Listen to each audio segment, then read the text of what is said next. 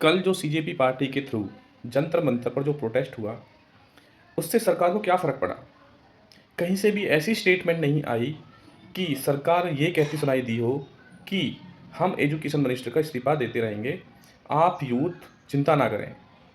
अगर कहीं पर गलती हुई है, तो उसको ठीक किया जाएगा। पर कहीं भी ये 1 इंच तक नीचा नहीं झुके हैं। देश का यूथ इतनी गर्मी में, इतनी भरी गर्मी में अपना प्रोटेस्ट करने, अपना दुःख ज़ाहिर करने आया था और सबने पूरी-पूरी कोशिश की। पर एक चीज़ अच्छी हुई कि उन्होंने प्रोटेस्ट पीसफुल हुआ और सरकार ने पीसफुल होने दिया और कुछ आपत्तिजनक लोग भी वहाँ पर आए, जो बोल रहे थे कॉकरोच को मसल देंगे, उसको मसल देंगे, इसको मसल देंगे। तो सवाल ये है कि वो आए किस लिए थे? यूथ तो अपने मेन मुद्दों को लेकर आया था, जो आत्महत्याएँ हुई हैं स्टूडेंट्स की, उनके मुद्दों को लेकर आया था और वो वहाँ पर बीच में अराजकता फैलाने के लिए आए। तो क्या उनको इतना सा भी दिमाग नहीं था कि हम यहाँ करने क्या आए?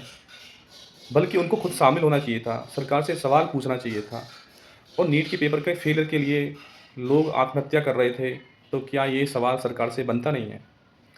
तो दूसरी बात ये कि एजुकेशन मिनिस्टर ने भी कोई स्पीच नहीं दी।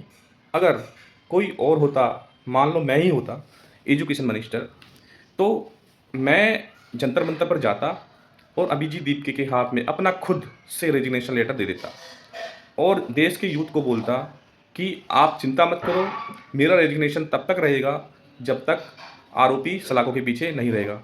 हम जल्द से जल्द एक्शन लेंगे। तो यहाँ पर क्या होता? यहाँ पर वो अपना एक गरिमा बचा लेते, यूथ का दिल रख लेते और देश की चिंताओं को लेकर कुछ हल निकालते। पर ऐसा बिल्कुल नहीं हुआ। तो क्या इस देश में कभी इस्तीफे नहीं हुए? इस देश में हमारे लाल बहादुर शास्त्री, जो कभी रेल मंत्री हुआ करते थे, उन्होंने भी अपने पद से, अपनी नैतिक ज़िम्मेदारी को समझते हुए उन्होंने भी अपने रेल मंत्री पद से इस्तीफ़ा दिया था।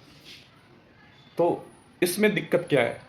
इसमें दिक्कत तो कुछ है नहीं, बल्कि एक अच्छी बात थी, आप सामने आते, लोगों को समझाते, लोगों का दिल रखते। इसमें समस्या कहाँ थी? कोई भी समस्या नहीं थी।